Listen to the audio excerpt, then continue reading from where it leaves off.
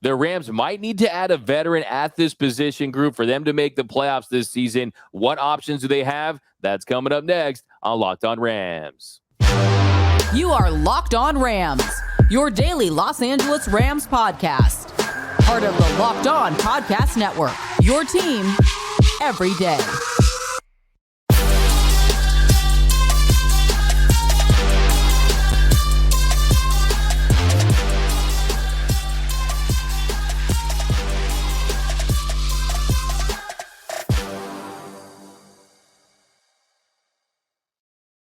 What is up, Ramley? And welcome to another episode of Locked On Rams, your daily podcast covering your four-time champion Los Angeles Rams. Free and available wherever you get your podcast. Locked On Rams, part of the Locked On Podcast Network, your team every day. We're also available over on YouTube, so if you haven't yet, be sure to subscribe to the Locked On Rams YouTube channel. Join the party, hit that subscribe button, hit that notification bell, hit that like button. Let us know. Do you think the Rams should go out there and sign a veteran edge rusher?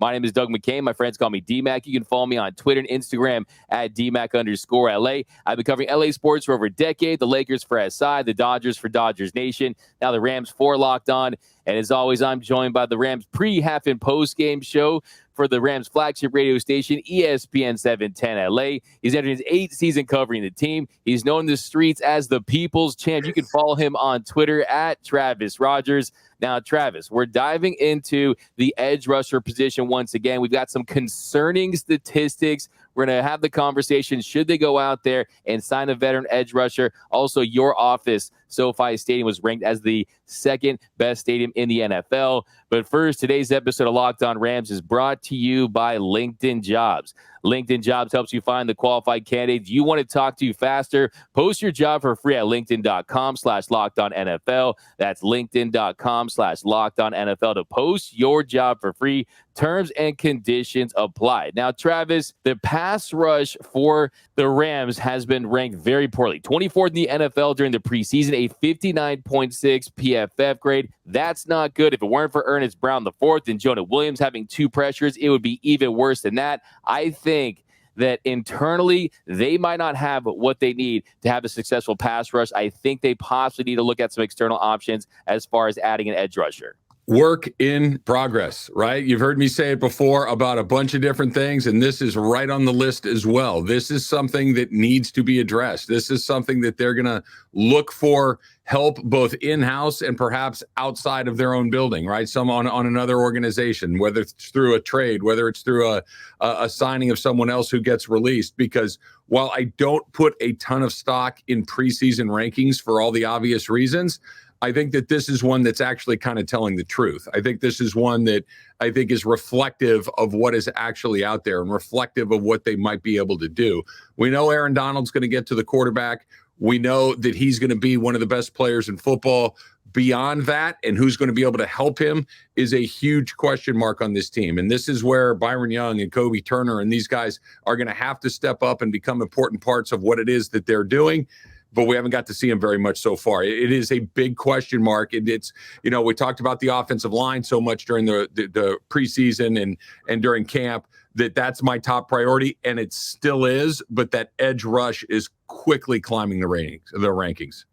Absolutely. I think it comes down to a couple things. One, LA has no proven edge rushers, really none. I mean, they're all inexperienced. They're all rookies. And yeah, you talk about guys like Michael Hoecht. Can he turn the corner? Can he really prove to be an everyday edge rusher after being converted? Can Byron Young, as a rookie, have an impact? I mean, they're very confident in him. They're very high in him, but that's a lot to ask for a rookie to be an edge rusher, to really have that success and have that impact. What I find interesting is McVay. He said that the team passed up on the opportunity to sign a veteran pass rusher because of the promising young players on the roster. So we know that it's their process. We know that what they're seeing in practice isn't necessarily what we're seeing in the preseason games. And Byron Young, he was said to have a really good practice against the Raiders last week in the 11-on-11s. They said he popped in multiple pressures. He was working on new moves. His favorite pass rush move is the ghost rush, where he fakes a long arm against the lineman, then drops the arm and dips low without contact.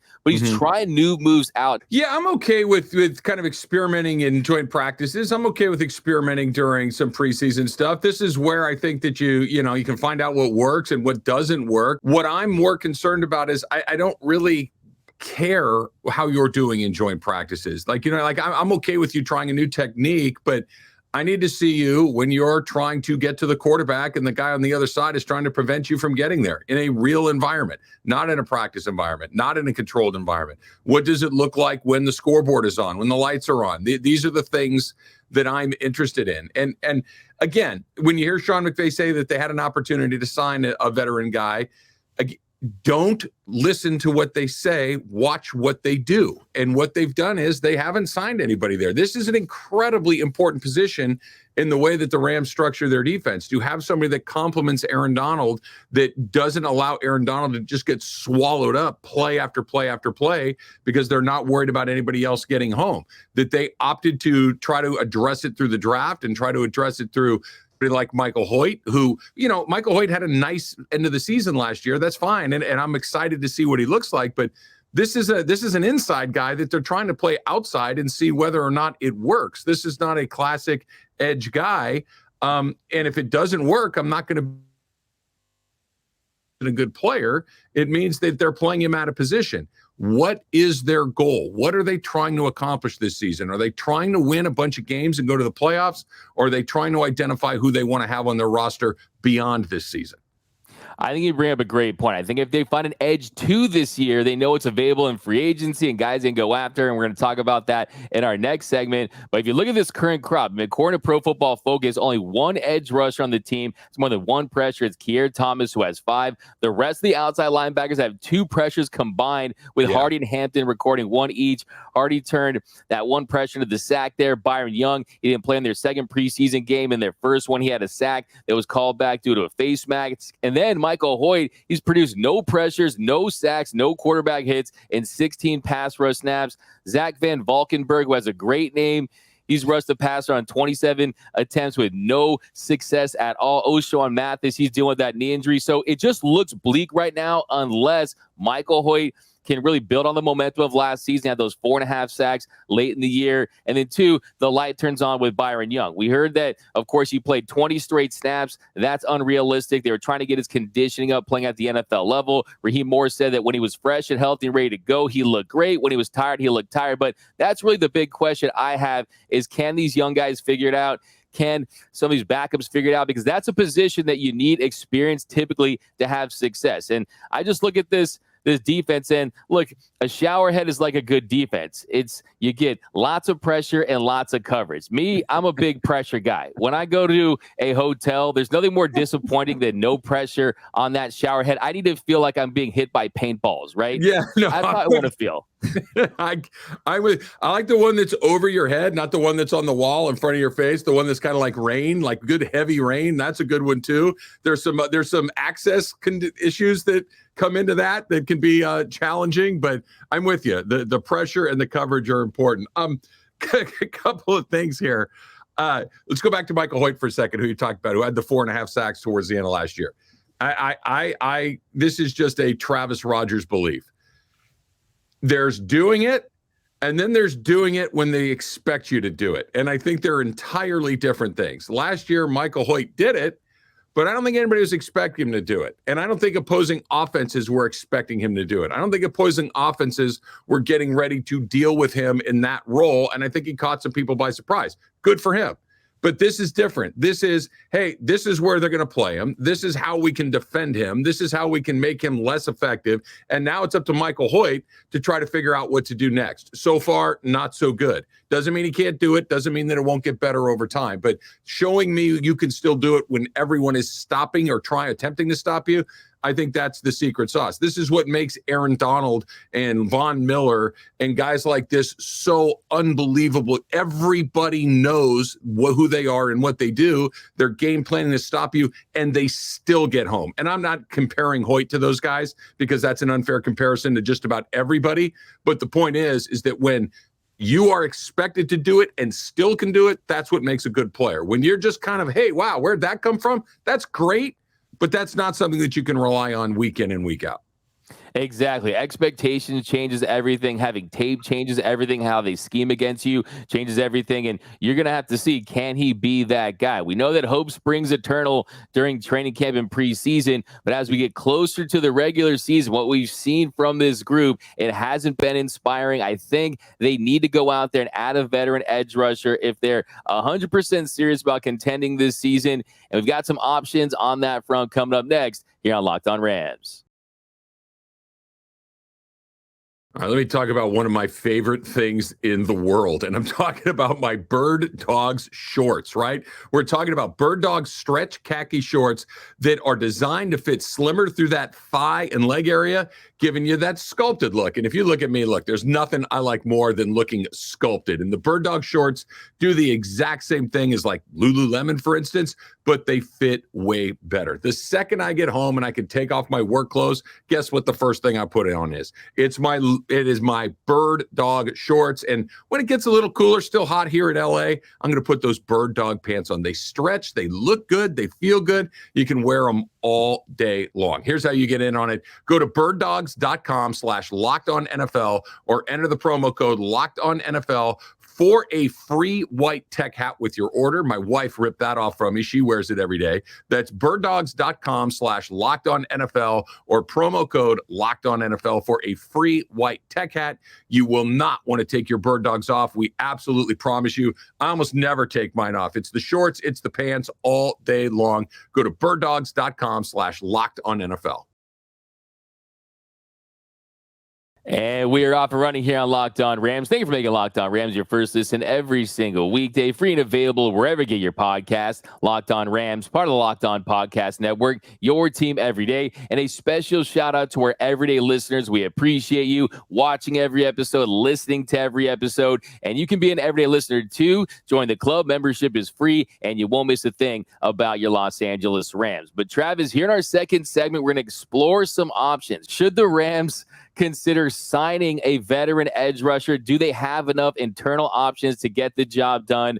Well, if you look out there and you look at where the Rams sit as far as cap space, you have a little over $10 million to work with. They financially could add a guy on a cheaper deal. And the first name that really comes to mind is Carlos Dunlap. He's still out there, former Defensive Player of the Year. He's expected to be fully healthy heading into the season.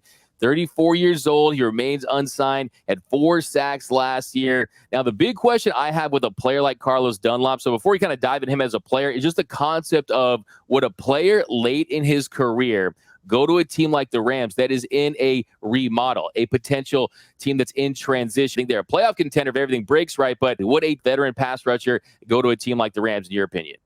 Well, I think what veteran players like more than anything else is a check. I think what veteran players like is to make sure that they have an income, right? And right now, Carlos Dunlap doesn't have either one of those things. That if he wants to still play football, then all 32 teams are probably something that he would consider. I don't know if he's one option or another based on whether or not a team has better playoff odds than another one.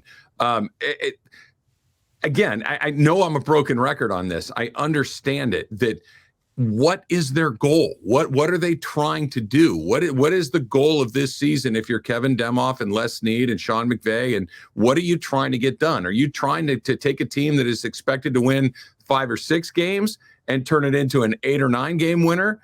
Or are you not? Or are you just trying to say, hey, let's see what we have moving forward? Is if you are a team like the Rams and you're expected to win 5 or 6 games and you try to get better, and instead of winning 5, you win 7. 7 is terrifying to me. 7 is nowhere. 7-10 is arguably the worst possible result you could have in a season. 8 or 9 wins, 10, you might be in the playoffs, and I love it, and let's go for it. 2, 3, 4, you're picking pretty high towards the beginning of the draft. But 5 through 7 is just a bad number, and I think that adding these guys like a Carlos Dunlap puts you in a position where you're actually making your team worse for the long term. Interesting. That's a really interesting way to look at it. I think there is a lot of truth to that, depending on the goal, depending on what the end game is. And I think that you're 100% right if that's what they're trying to do. Now, if they truly believe that this offense can score enough points to keep them in games and keep them competitive and put themselves in a position to be a surprise team this year, then I do think you have to go that route. But something I was thinking when I was watching the last preseason game, and they had 5.8 yards per rush in their first series the Raiders did against this Rams defense, is, look, as good as this offense can potentially be, and I think they can absolutely be explosive. I mean, if Stafford's healthy, offensive line is at the very least average. Van Jefferson emerges, Cooper Kupp stays healthy, Cam Akers has their decent season. This offense is going to be able to light up scoreboards, but if a team is using ball control and they're running it down their throats, it's going to be tough to get the ball in their hands, right? So I think that's something you have to factor in as well. And I think if you don't improve the defense a little bit, you're not going to give your offense enough opportunities to be able to score points. I agree. You're going to have to be able to get off the field at some point. You're going to have to get some stops. You're going to have to get a big sack. You're going to have to take a team that's in field goal range and get them out of field goal range. You're going to have to the defense is going to have to do some things occasionally. It doesn't have to be the 85 Bears. It doesn't need to be the Ravens from the early 2000s, but you're going to have to stop somebody at some point. They're going to score. If the offensive line is good and Matthew Stafford stays healthy, they're going to score points. The question is, can you prevent points? And right now, it's a big question mark. Yeah, that's definitely the big thing. Another couple options they have. Akeem Hicks, he's still out there, recorded one sack. I mean, he's someone you could basically go after, but I'm not too high on him. I mean, a lot of Bucs fans, they think that he fleeced them last season, that he was injured. He was right next to Van. He contributed, but I don't think he's the answer. Mario Addison's still out there. Melvin Ingram is interesting. He had a 70-plus pass rush grade, 17 games. He had made 3 starts, played 45% of the defensive snaps, had 6 sacks and a forced fumble. He's still productive, but at this point, he's more of a rotational player. The other option they could go towards is you just wait to see who becomes available. But in that sense, yes, there are some options there and guys could help, but there's a reason why guys aren't on teams. There's a reason why you can pick guys off the street, usually because they're not going to be big impact players, right? Well, look at the guys that you just mentioned. What do they all have in common? They're all on the wrong side of their best years. They're all older players, right? They're all guys that are probably not the best version of whatever it is that they were. Now, let me ask you another question. What did the Rams just get rid of a whole bunch on that side of the ball during the offseason? Older players, veteran players who still have some game left, but who are not going to be a part of the long-term solution of this team. Think Jalen Ramsey, think Bobby Wagner, think Leonard Floyd. These are older players that they decided that they wanted to go away from. They wanted to get younger. They wanted to get more flexible. Arguably, you want to get a little bit cheaper along the way. These guys that we're talking about, D-Mac, don't fit that bill. These are the guys that they said, hey, thank you for everything you've done for us, but we're going in another direction. I don't know why they'd swing back around and go look at a Melvin Witherspoon or Akeem Hicks or one of these guys that is an older player that is exactly what they had and not nearly as good as a Ramsey, not nearly as good as a Wagner. They're going younger. They're going more flexible. They're not going the other direction. I don't know why they would do it now when they've spent their entire offseason preparing for this group of guys. That's a really great point, just to kind of understand their thought process as far as their roster builds. Because, I mean, look, with Leonard Floyd, they didn't bring him back on a lower contract. He had a cap hit of $2.6 million with Leonard the Bills Floyd this is season. These guys, right? Like Leonard Floyd, if Leonard Floyd were on another team, we'd put Leonard Floyd on the list. And they said no, they don't want. They had Leonard Floyd, and they decided that that's not what they wanted to do. This type of player is not the guy that they're looking for this season. Doesn't mean that, look, ish can happen, right? Stuff can happen between now and you get to week 6 or 7, and all of a sudden, Rams are maybe a lot better than a lot of people think they would be. And now that guy does make a lot of sense. But right now where they sit, it probably makes a lot less. Exactly. And look, you look at guys like Greg Gaines and A'Shawn Robinson. If you get that kind of production from the current group, you're going to be jumping for joy, right? If those guys can produce at their levels, you're going to feel really good about what you found. So it does feel like there is this intention to just see what you can get from these guys moving forward. And you think about 2024, we talk about, I mean, you hate to talk about 2024, but even before the 2023 season, because I still think that this team can compete this year, but they're going to be in a great position with the picks, with the salary cap and everything they have to go out there and get a guy. And I think you don't have to get edge one, right? Byron Young doesn't have to be an edge one necessarily, because we know that this team in less need, they're going to go all in on premium positions. They will give draft capital. They will give big money to premium positions.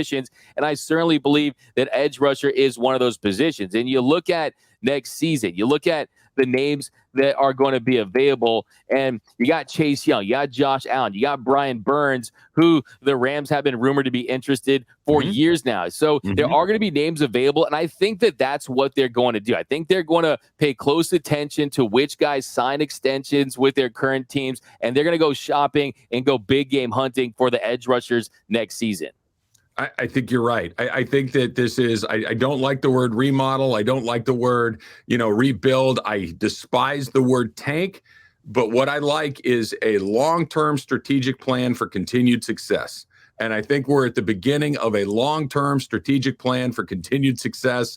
And that involves seeing what we have on this roster, keeping our money in an account to where we can spend it when we get what we want. We can find it in the draft. We can find it in trades. We can find it in free agency. But right now, let's take a long view of where we are. And I think that everything that they've done, never mind what they've said, but everything that they've done leads me to believe that that's going to continue to be what they do.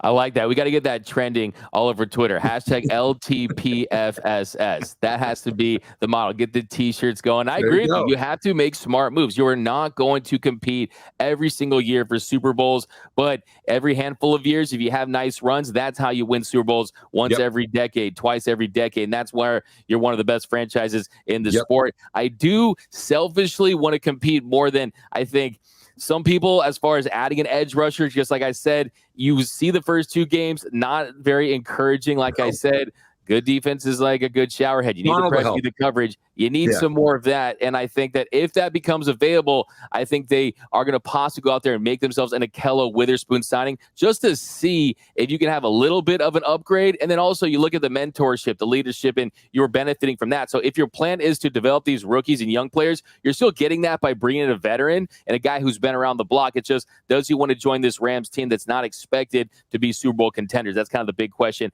I have. But coming up in our final segment, Travis, your office, where I'm at right now, is ranked as the second best stadium in the NFL. We're going to tell you why. That's coming up next on Locked On Rams. These days, every new potential hire can feel like a high-stakes wager for your small business, and you want to be 100% certain that you have access to the best qualified candidates available. That's why you have to check out LinkedIn Jobs. LinkedIn Jobs helps find the right people for your team faster and for free. Think about the last time you had to go out and find somebody for your small business and how important it is to get that right and get the guy or girl that fits into your business, that has the vision that you have and fits into your team seamlessly. Here's what you do. You add your job and the purple hashtag hiring frame to your LinkedIn profile, and you spread the word that you're hiring. Simple tools like screening questions make it easy to focus on candidates with just the right skills and experience, so you can quickly prioritize who you'd like to interview and hire. It's why small businesses rate LinkedIn Jobs #1 in delivering quality hires versus leading competitors. LinkedIn Jobs helps you find the qualified candidates you want to talk to faster. Post your job for free at linkedin.com/lockedonnfl. That's linkedin.com/lockedonnfl to post your job for free. Terms and conditions apply. And welcome back to Locked On Rams. Thank you for making Locked On Rams your first listen every single weekday, free and available wherever you get your podcast. Locked On Rams, part of the Locked On Podcast Network, your team every day. And also, one more reminder, if you haven't yet, be sure to subscribe to the Locked On Rams YouTube channel. Do us a favor, hit that subscribe button, hit that like button, and hit that notification bell. Another shout out to our everyday listeners. We appreciate you. Now, Travis, here in our final segment, The Athletic just posted their rankings of the best stadiums in the NFL. And, of course, the Rams were right at the top. They were behind U.S. Bank Stadium in Minnesota. I've never been there. I don't know too much about that, so I'm not sure why SoFi wouldn't be number one, but it did come in at number 2. It used the Google review as a ranking system as well, 4.5 stars. I don't know what to make of that. But yeah, I think number 2 is fine. But I think when you consider the amenities, when you consider the advancements, to me, I think it's the number 1 stadium. I think it's the best stadium in the NFL. Like you, D-Mac, I have not been to US Bank Stadium in Minneapolis. I can't speak to it firsthand. All I know is they got a guy on a Harley Davidson and they clap their hands over their head. That's all I know about Minnesota. So that would be, yeah, and they got a horn or something. I don't know. It looks good on TV. It's got a lot of glass. Cool. I don't know. Here's what I do know. Every single time I walk into SoFi Stadium, every single time I've walked through there since the pandemic has ended and they reopened the gates and we've been allowed to go in there. Every time I walk in there, I say to myself, this is amazing. Like a real stop moment. Look at that field. Look at that scoreboard. Look at the roof look at everything about it and say, I can't believe this is a real thing. It feels like you've stepped into Madden. It feels like you've stepped into some computer simulation. It doesn't look real. It's clean. It's sleek. It's modern. It's easy to move around. And I can't imagine that there's something better out there. Exactly. I mean, you really can't top SoFi Stadium, in my opinion, when you look at the work that was done to make it happen. I mean, it sits on the former grounds of Hollywood Park Racetrack. It was supposed to be a Walmart super center at one point. Now it's just a super stadium for the NFL. One of the game's great cathedrals. I think what I find interesting, too, they had to move 7 million cubic yards of dirt.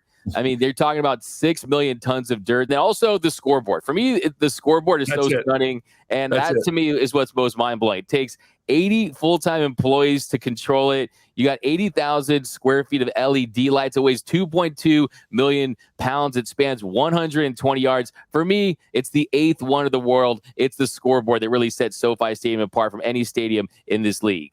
All right, I'm going to be immodest here for a second.